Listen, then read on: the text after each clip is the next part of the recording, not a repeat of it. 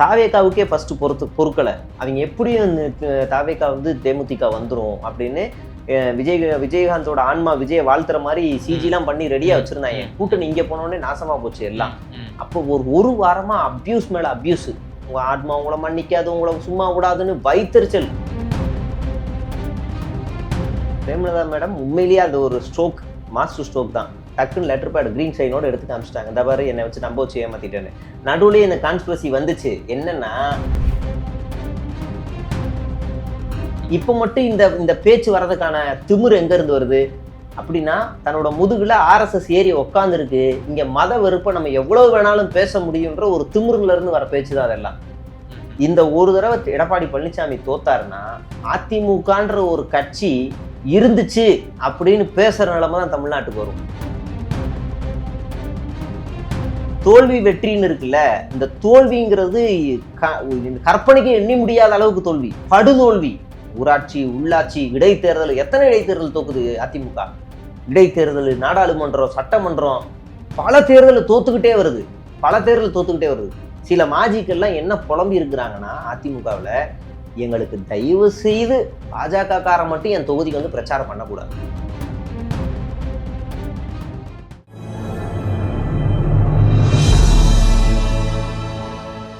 Tamil news நேரலுக்கான வணக்கம். இன்றைய சிறப்பு நேர்காணலில் நம்ம இருந்திருப்பவர் பத்திரிகையாளர் திரு சேகுவர் அவர்கள். சார் வணக்கம். வணக்கம் பிரதர்.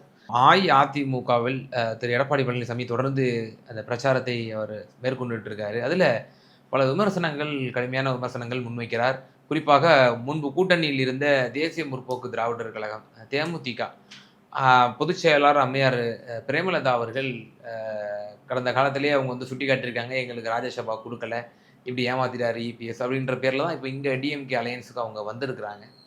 இப்போ இபிஎஸ் தொடர்ந்து பிரச்சாரத்தில் முன்வைக்கிறது ஒரு 1% கட்சிங்க, அதுக்கு போய் 10 சீட்டை கொடுத்துருக்காங்க தூக்கி அப்படின்ற மாதிரியான ஒரு விமர்சனம் வைக்கிறாரு. பட் ஆனால் 2024 அதிமுக கூட்டணியில் இருந்தபோது ஒரு கேப்டன் விஜயகாந்தோட சிம்பத்தி ஒரு பெரிய லெவலில் இருந்துச்சு. 2.7% ஓட்ஸ் வந்து வாங்கினாங்க. 5 தொகுதிகள் வந்து போட்டிட்டு வாங்கியிருந்தாங்க. எப்படி பார்க்குறீங்க? ஒரு தேமுதிக எதிரணியில் இருக்கக்கூடிய ஒரு கட்சியை கடுமையான விமர்சனம் பண்ணுறாரு, எப்படி பார்க்குறீங்க? அதாவது தேமுதிக வந்து பார்த்தீங்கன்னா, அவங்க எங்கள் கூட கூட்டணிக்கு வரணும்னு ரொம்ப ஆர்வம் காமிச்சிருந்ததில் எடப்பாடி பழனிசாமியும் ஒரு ஆள், அப்புறம் விஜயும் ஒரு ஆள். ஃபஸ்ட்டு ஈஷா யோகா மையத்தில் பிரேமலதாவை போய் பார்த்து கூட்டணிக்கு பேச்சுவார்த்தை நடத்தினது யாருன்னு நம்ம எல்லாருக்குமே தெரியும். வேலுமணி அவர்கள் தெரியும். ரெண்டாவது, பிரேமலதா அவர்கள் வந்து அவங்க கூட்டத்தில் நம்ம யாரு கூட கூட்டணி வைக்கலாம் அப்படின்னு கேட்கும்போது அங்கேருந்த ஒருமித்த பெருங்குரலாக யார்கிட்ட பேர் வந்துச்சு அப்படின்னா திமுக. அப்போ இன்னும் ஒரு சில பேர்லாம் தாவேகா அப்படின்னு சொன்னாங்க. இந்த புதுசாக வர பேரெல்லாம் நம்பிலாம் இனிமேல் இறங்க வழி இல்லை, அப்படி நம்ம நம்பி தான் டிடிவி தினகரனை நம்பி போய் நாசமாக போயிட்டோம், வேண்டாம் அப்படின்னு அவங்களுக்குள்ள ஒரு முடிவு வந்து திமுகவுக்குள்ள இணைஞ்சிருக்காங்க. இந்த வைத்தறிச்சல் தாவேகாவுக்கே ஃபர்ஸ்ட் பொறுக்கலை. அவங்க எப்படியும் தாவேகா வந்து தேமுதிக வந்துடும் அப்படின்னு விஜயகாந்தோட ஆன்மா விஜயை வாழ்த்துற மாதிரி சிஜிலாம் பண்ணி ரெடியா வச்சிருந்தாங்க. கூட்டணி இங்க போனோடனே நாசமா போச்சு எல்லாம். அப்போ ஒரு வாரமா அபியூஸ் மேல அபியூஸ். உங்க ஆத்மா உங்களை மன்னிக்காது, உங்களை சும்மா விடாதுன்னு வைத்தறிச்சல். நீங்க அந்த நியூஸ் எல்லாம் பார்த்தா ஒரு வாரம் தேமுதிக தான் அடிச்சு சேனலே நடத்தினாங்க. அவ்வளவு காண்டு வைத்தறிச்சல். விஜயகாந்த் அவர்கள் உயிர் உள்ள வரை அவர் திமுக எதிர்த்தார் அப்படின்னு சொல்லி கடுமையான விமர்சனங்கள் தான் தொடர்ந்து வச்சுட்டு இருந்தாங்க. அவ்வளவு இருந்தாங்க. அப்ப நீ ஜெயலலிதா உயிருள்ள வரை யாரை எதிர்த்தாங்க? மோடியா லேடியா நாங்களா? எதுக்கு அங்க போய் நிக்கிறீங்க? என்ன கான்செப்ட்ல பேசுறீங்க அப்படின்னா இவங்ககிட்ட திரும்ப ஒரே வார்த்தையில கேட்க முடியும். தேமுதிக போனதுல இவங்க 2 பேருக்குமே வைத்தறிச்சல் தாங்க முடியல. பிரேமலதா மேடம் உண்மையிலேயே அது ஒரு ஸ்ட்ரோக், மாஸ்டர் ஸ்ட்ரோக் தான். டக்குன்னு லெட்டர் பேட் கிரீன் சைனோட எடுத்து காமிச்சிட்டாங்க. இந்த பாரு என்னை வச்சு நம்ப வச்சு ஏமாத்திட்டேன்னு. நடுவுலேயே இந்த கான்ஸ்பிரசி வந்துச்சு. என்னன்னா ஏமாற்றப்பட்டோம் அப்படின்னு ஒன்று சொல்லிட்டாங்க. சொன்னதுக்கு அப்புறமா இல்லை நான் அந்த அர்த்தத்துல சொல்லலை, எதுக்கு தேவையில்லாத பிரச்சனைன்னு அவங்க ஒதுங்கிட்டாங்க. இப்போ மறுபடியும் இவங்க சீண்டி பார்த்த உடனே இவங்க வந்து ஓப்பனா அந்த லெட்டர் பேட் காமிச்சிட்டாங்க. என்ன இது பார்த்துக்கோன்னு. இப்போ 5 சீட்டு 10 சீட்டு வாங்கிருச்சு தேமுதிக, 1/2% கட்சி அப்படின்னு நீங்க சொல்றீங்க. உங்களுக்கெல்லாம் கூச்சமே இல்லையா? பாமக எத்தனை சீட்டு வாங்குச்சு, எத்தனையில ஜெயிச்சிச்சு? எத்தனை சீட்டு வாங்குச்சு? 23 வாங்குச்சு. 6 தான் ஜெயிச்சிச்சு. அதுல 3 உங்க கூட இல்ல, பெரியவர் கூட இருக்கு. பாஜக எத்தனை வாங்குச்சு? 25 வாங்குச்சு. எத்தனையில ஜெயிச்சிச்சு? 4 ஜெயிச்சு. 20 வாங்கினாங்க, 25 ஆச்சு. இப்போ நீ அவங்களுக்கு எத்தனை சீட்டு கொடுத்துருக்கீங்க? 27. சரி, அடுத்து ஜான் பாண்டியனுக்கு வருவோம். போன வாட்டி ஜெயிச்சாரா? இப்போ அவருக்கு எத்தனை சீட்டு எக்ஸ்ட்ரா கொடுத்துருக்கீங்க? உங்க கூட்டணி கட்சியில ஒரு சீட்டு வாங்கிட்டு இருந்தவங்க எல்லாருக்கும் அதுல ஜெயிக்கவே இல்லை. அவங்களாம் ஒன்னொன்னு எக்ஸ்ட்ரா கொடுத்துருக்கீங்களே. இது என்ன கணக்குல வருது? நீங்க கூட்டணி கட்சி தலைவரா இல்ல அமித்ஷா கூட்டணி கட்சி தலைவரா? உங்கள்கிட்டயே முதல்ல நீங்க பிரச்சாரமே நீங்க ஒரு முழு சங்கியாவே மாதிரி தான் பிரச்சாரமே பண்ணிட்டு இருக்காப்ல ஆளு. மறுபடியும் கோவில்ல வரக்கூடிய காணிக்கை பணங்களை, கோவில் மூலியமா வரக்கூடிய வருவாயை கல்விக்கு பயன்படுத்தக்கூடாது, கோவிலுக்கு வரத கோவிலுக்கு தான் பயன்படுத்தணும். இது என்ன கான்செப்ட்? இது என்ன கான்செப்ட்னு எனக்கு புரியல. தமிழ்நாடு இவர் எடப்பாடி பழனிசாமி அரசாங்கம் இருக்கும்போது இப்படிதான் செஞ்சாங்களா? இல்ல ஜெயலலிதா ஆட்சியில இருக்கும்போது இப்படிதான் செஞ்சாங்களா? இப்ப மட்டும் இந்த பேச்சு வர்றதுக்கான திமிரு எங்க இருந்து வருது? அப்படின்னா தன்னோட முதுகுல RSS ஏறி உட்கார்ந்து இருக்கு. இங்க மத வெறுப்பை நம்ம எவ்வளவு வேணாலும் பேச முடியும்ன்ற ஒரு திமிருல இருந்து வர பேச்சு தான் அதெல்லாம்.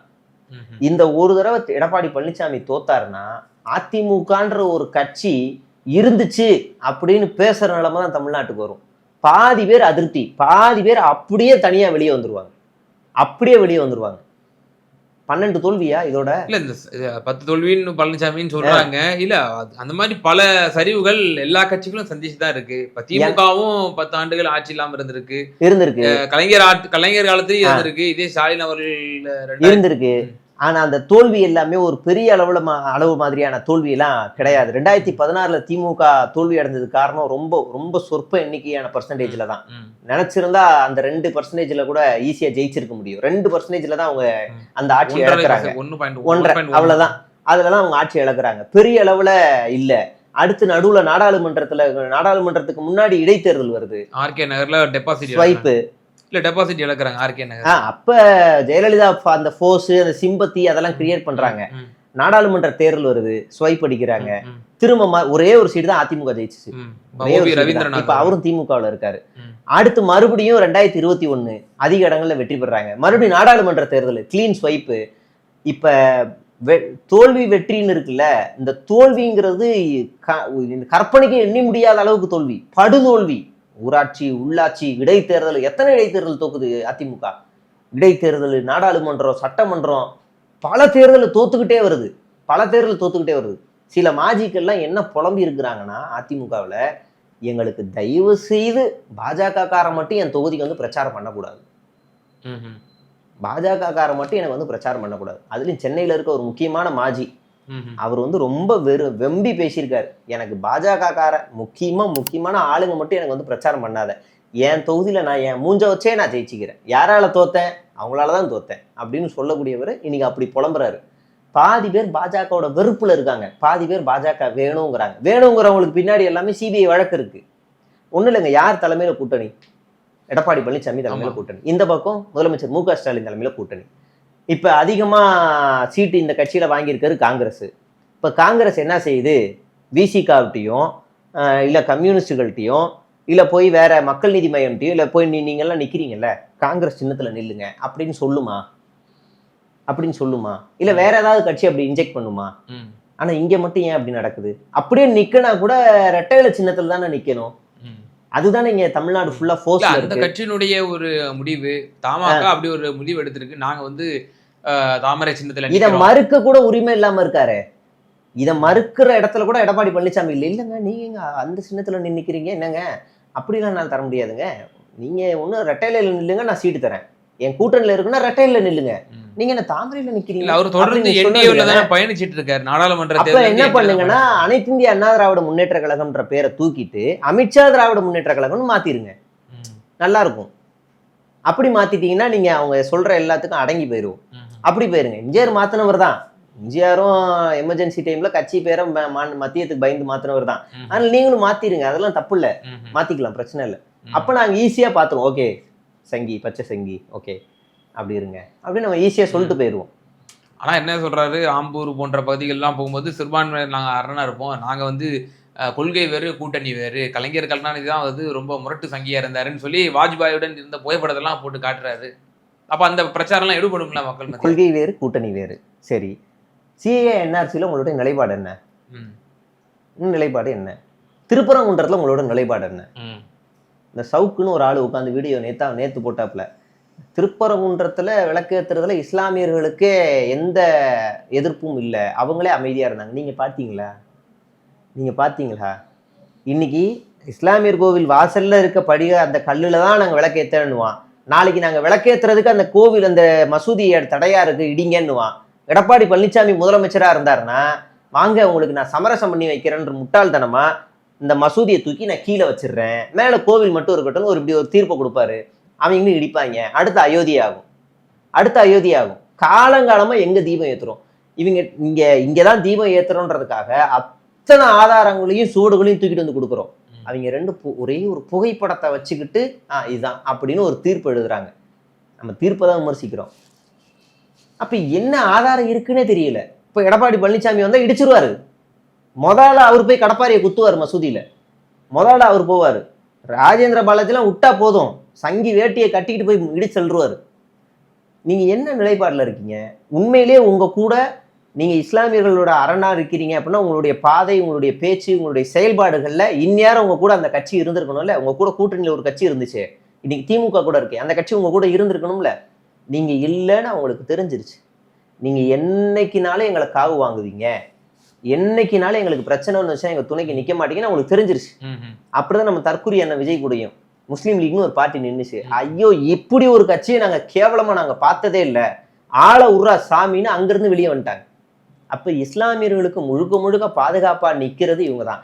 திரும்ப விஜய் போய் நீங்க வாஜ்பாயோட கூட்டணி வச்சாரு. அப்ப இருந்த அரசியல் சூழல் அப்படின்ற ஒரு காலகட்டம் இருக்கு. அப்ப நீங்க இங்க காங்கிரஸ் ஒரு காலத்துல திமுக எதிர்த்துச்சு. இப்ப இதெல்லாம பேச முடியும்? ஒவ்வொரு அரசியல் காலகட்டங்கள்லயும் ஒரு சூழல் அமையும். இன்னைக்கு ஓபிஎஸ் இங்க இருக்காரு. ஓபிஎஸ் கூட தான் ஒரு காலத்துல திமுக எதிர்த்து பேசிக்கிட்டு இருந்தாரு. வைகோ எது கட்சி ஆரம்பிச்சாரு? மக்கள் நீதி மையம் எதுக்கு உருவாக்கப்பட்டுச்சு? எல்லாமே அரசியல் சூழல் காரணம் தானே. கொள்கை ரீதியா ஒரு கூட்டணி உருவாகிறதுல நியாயம் தானே. அடிமைத்தனமா மிரட்டி ஒரு கூட்டணியை உருவாக்குறதுக்கும், கொள்கை ரீதியா இந்த தமிழ்நாட்டுக்கு உரிமை வேணும், தமிழ்நாட்டு சமூகத்துல ஒரு சமூக நீதி உருவாகணும்னு சொல்லி ஒரு கூட்டணி உருவாகிறதுக்கும் வித்தியாசம் இருக்குல்ல. இந்த கூட்டணி சொல்லுமா சமூக நீதி கூட்டணி நாங்க தான் அப்படின்னு சொல்லுமா? சொல்றதுக்கு திராணி இருக்கா? துப்பு இருக்கா? எத்தனை போராட்டத்தை இது உட்கார்ந்துச்சு இந்த கூட்டணி.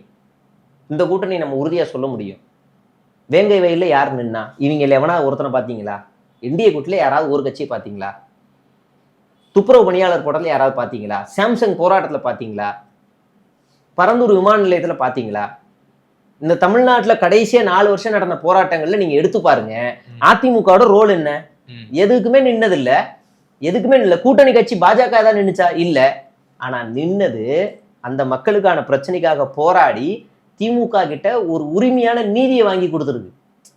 பேசுறதுக்கான சுதந்திரம் இருக்குல்ல, பேசி உரிமையோட அந்த நீதியை வாங்கி அந்த மக்கள்கிட்ட கொடுத்துருக்கு. அப்படிதான் துப்புரவு பணியாளர் போராட்டம்.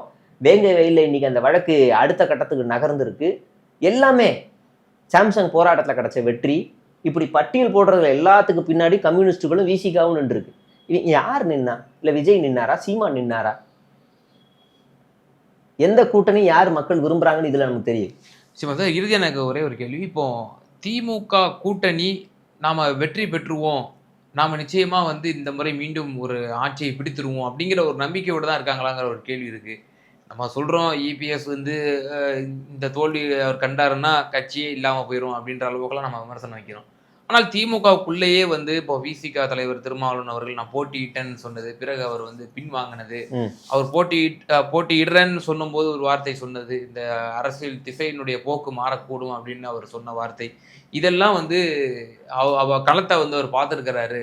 அப்போ திமுகவுக்கு பெரும் சாதகமாக 200 ஜெயிக்கும் அப்படிலாம் நம்ம சொல்ல முடியாது, தொங்கு சட்டசபையை கூட அமையலாம் என்ற மாதிரியான கணக்கு அவர் போட்டிருப்பாரு அப்படின்ற மாதிரி தானே இப்போ பொதுவெளியில் முன்வைக்கப்படுது. இப்போ திமுகவுக்கே சாதகமான ஒரு சூழ்நிலைலாம் களத்தில் இல்லை, களத்தில் ஆன்டி இன்கம்பன்சி நிச்சயமா இருக்கு, பல அணிகள் இருக்கிறதுனால ஓட்டுகள் பிரியறதுனால திமுகவுக்கு ஒரு அட்வான்டேஜ் அப்படிங்கிற மாதிரி தான் சொல்றாங்க. இப்போ நீங்க நினைக்கிறீங்களா திமுகவுக்கு ஒரு கம்ஃபர்டபுள் விக்டரியா இந்த தேர்தல் இருக்காது அப்படின்னு? நம்ம பார்வை முழுக்க பாருங்க, இந்த இந்தியா கூட்டணியை சிதைக்கிறதுக்கான இந்த கூட்டணியில எங்கெல்லாம் பிரச்சனை இருக்கு அதை மட்டுமே தேடி கட்சிக்குள்ள இருக்கிற சின்ன பிரச்சனைகளை மட்டுமே தேடி ஓடிக்கிட்டே இருக்கிறோம். இவர் அதை பேசிட்டாரு, இதனால அந்த கூட்டணி உடைய போகுது, இவர் இதை பேசிட்டாரு, இவர் இதை செஞ்சுட்டாரு, அதனால வாக்கு வங்கி குறையும். இந்த இந்தியா கூட்டணியை சிதைக்கிறதுக்கான நோக்கம் தான் நிறைய ஊடகங்களுக்கு இருக்கு. நம்ம இதே பார்வையே இங்கே வரமாட்டேங்குது. அன்புமணி ராமதாஸையே சட்டமன்றத்தில் போட்டியிடல, 25 சீட்டை வாங்கி 5ல் ஜெயிச்சவர் இப்போ 18 வாங்கியிருக்காரு, எத்தனையில் ஜெயிப்பாரு? அந்த கட்சி நாசமா போயிருமே. 27 வாங்கி 4 தான் ஜெயிச்சிச்சு, இப்போ எத்தனை ஜெயிக்கும்? அப்போ எல்லாமே வேஸ்டா போயிருமே, அதிமுகவே அழிஞ்சிருமே. எதுக்கு இந்த பார்வை இங்கே தானே பெரிய பிரச்சனைகள் இருக்கு. இதை பத்தின விமர்சனங்கள் பெருசா விழல, ஆனா இங்க விழுது. இப்ப உங்களுக்கு நன்றாக தெரிஞ்சிருக்கும் ஊடக விவாதங்கள்ல, நீங்க கடந்த ஒரு ஆண்டுகளுக்கு கூட எடுத்துக்கோங்க, அதிமுக உட்கட்சி விவகாரத்தை பற்றியான விவாதங்கள் வந்து அதிகமாக பேசப்பட்டிருக்கின்றனவா, அல்லது மக்களுடைய பிரச்சனைகள் வந்து அதிகமா பேசப்பட்டிருக்க? நீங்களே சொல்லுங்க, உங்க மனசை கை வச்சு சொல்லுங்க. அதிமுக உட்கட்சி பிரச்சனை தான் பேசப்பட்டிருக்கு. உட்கட்சி பிரச்சனை ஒரு சாமானியனுக்கு தேவையா? அது ஒரு நாள் பேசலாம், 2 நாள் பேசலாம். மெயின் ஸ்ட்ரீம் ஊடகங்களுக்கு டிஆர்பி தான் முக்கியம். எங்களை மாதிரி யூடியூப் சேனல் நடத்திக்கிட்டு இருக்கிறவங்களுக்கு தான் சமூக நீதி முக்கியம். நாங்கள்லாம் என்ன செய்வோம் அப்படின்னா, எங்களை மாதிரி ஊடகங்கள்லாம் உட்கட்சி பூசல் பிரச்சனைலாம் நாங்கள் பெருசா பேச மாட்டோம். அந்த கட்சி என்ன செய்யுது, சித்தாந்தம்ல என்ன செய்யுது, களத்துல இருக்கா இல்லையா, அதை தான் நாங்க பேசுவோம்.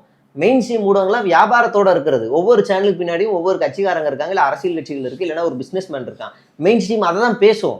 அதுகிட்ட போய் என்ன நீ இதை பேசல, சமூக நீதி பேசலன்னு எதிர்பார்க்க முடியாது. அங்கிருந்து எங்களால சுதந்திரமா பேச முடியலன்றதுக்காகத்தான் என்ன மாதிரி இன்னும் பல யூடியூப் சேனல்கள்லாம் இன்னைக்கு நீங்க ஓப்பனா இந்த கேள்வியெல்லாம் கேட்குறீங்க. மெயின் ஸ்ட்ரீம்ல இருந்து இந்த கேள்வி நீங்க கேட்க முடியுமா? நான் உங்கள்கிட்ட ஒண்ணு கேட்கிறேன். இன்னைக்கு நீங்க என்கிட்ட கேட்ட கேள்வி எல்லாத்தையுமே ஒரு நபர்கிட்ட மெயின் ஸ்ட்ரீம்ல உட்காந்து கேட்க முடியுமா? உடனே டாக் பேக்ல இருந்து அடிப்பானவே, என்ன கேள்வி கேட்கிற, கட்டன் ஓகே தூக்குங்க, அடுத்த கேள்வி போங்க, அங்கேருந்து எழுதி கொடுப்பான். அந்த கேள்விதான் நீங்க கேட்டாகணும். அந்த இடத்த போய் நீங்க வந்து இது பண்ணணுமே அப்படின்னு நீங்க சொல்றதுல அர்த்தம் இல்லை. நீங்க விசிகாவுக்கு வருவோம்.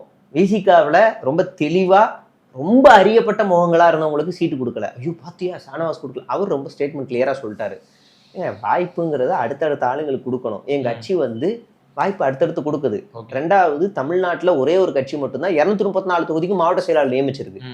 ஒரே ஒரு கட்சி. திமுக கூட செய்யாத ஒரு சாதனையை விசிகா செஞ்சிருக்கு. அப்ப 234 தொகுதிக்கு மாவட்ட செயலாளர் போட்டாச்சு. ஏற்கனவே இருக்க எம்எல்ஏக்களுக்கு மறுபடியும் எம்எல்ஏ கொடுக்கறதுல அது வளர்ச்சியில வீக்கம் தானே. ஒரு இடம் மட்டும் வளர்ந்துகிட்டே போகுதுன்னா அது பேர் வளர்ச்சியில வீக்கம் தானே. அப்ப அடுத்தடுத்து கொடுப்போம் அப்படின்ற அடிப்படையில அவங்க கொடுத்துருக்காங்க. திருமாவளவன் அவர்கள் நான் ஃபர்ஸ்ட் போட்டியிடுறேன்னு சொல்றது, அதுக்கப்புறம் வேணான்னு சொல்றது, அதுக்கான கிளியர் ஸ்டேட்மெண்ட்லாம் அவரே கொடுக்குறாருல. எல்லாமே மர்மமாலாம் இல்லைல்ல. இங்க அதிமுக இந்த மாதிரியான விஷயங்கள்ல உங்களுக்கு மறுப்பு செய்தி எதுவுமே இல்லைல்ல. விஜய்கிட்ட இருந்து உங்களுக்கு ஏதாவது மறுப்பு செய்தி வருதா? இல்ல பாஜக அண்ணாமலைகிட்ட இருந்து ஏதாவது ஒரு மறுப்பு செய்தி வருதா? இங்க இருந்து தெளிவா வருதே. நீங்க வந்து என்னங்க நீங்க 8 சீட்டு வாங்கிட்டீங்க, தேமுதிக 11 சீட்டு கொடுத்துட்டாங்கன்னதுக்கும் அவர் கிளியர் ஸ்டேட்மெண்ட் கொடுக்குறாரு. எல்லாத்துக்கும் ஸ்டேட்மெண்ட் இருக்கு. நீங்க இல்ல நீங்க ஸ்டேட்மெண்ட்லாம் இல்லை, நீங்க எப்படி பண்ணீங்க, திரும்ப அந்த கொஸ்டினை வச்சுக்கிட்டே இருந்தா அது என்ன, எதை நீங்க எதிர்பார்க்கறோம்னு ஒண்ணு இருக்கு. எதை எதிர்பார்க்கிறோம்? நீங்க வெளியே வரணும்னு, வெளியே வந்து தனியா நிக்கணும்னு எதிர்பார்க்கிறோமா? வரலாற்று பிழை தானே 2016 நடந்தது. அன்னைக்கு இருந்த கால சூழல தனியா ஒரு மக்கள் நல கூட்டணி உருவாக வேண்டிய தேவை இருந்துச்சு, உருவாக்கிட்டோம். ஆனா அந்த தவறுனால பாஜக உள்ள வர வேண்டிய ஒரு சூழல் உருவாகிருக்கு. அப்ப நம்ம என்ன புரிஞ்சுக்கிறோம்? திமுகவோட கூட்டணியில இருந்தாலும் இங்க நடக்கக்கூடிய பிரச்சனைகளுக்கு செவி சாய்க்காம இருக்கக்கூடாது, அதையும் நம்ம போராடுவோம். அரசியல்ன்றது ஒரு அங்கம், அரசியல்ல தேர்தலுங்கிறது ஒரு அங்கம். மற்றபடி நம்ம நின்று போராடுவோம். நமக்கான தேவையை, மக்களுக்கான தேவையை நம்ம பேசுவோம். மத்திய அரசாங்கத்துக்கு எதிரான ஒரு பிரச்சனையா ஒட்டுமொத்த கூட்டணியா நின்று குரல் கொடுப்போம். தமிழ்நாட்டுக்குள்ள ஏதாவது ஒரு பிரச்சனையா தனியா நின்று பேசி அந்த மக்களுக்கு உரிமையை வாங்கி கொடுப்போம் அப்படின்ற ஒரு ஸ்டாண்டுக்கு வந்துட்டாங்கல்ல. இந்த ஸ்டாண்டை உடைக்கணும் இப்ப பாஜகவுக்கு. அவ்வளவுதான். இவங்க ரொம்ப தெளிவான ஒரு கூட்டணியில உட்காந்துட்டாங்க அப்படிங்கறதா இவங்களுடைய பிரச்சனை. இப்போ நிச்சயமா பல்வேறு விவகாரங்கள்ல நேயர்களுக்கு ரொம்ப தெளிவா உங்களோட கருத்துக்களை பார்த்தீங்க. ரொம்ப நன்றி. ரொம்ப நன்றி.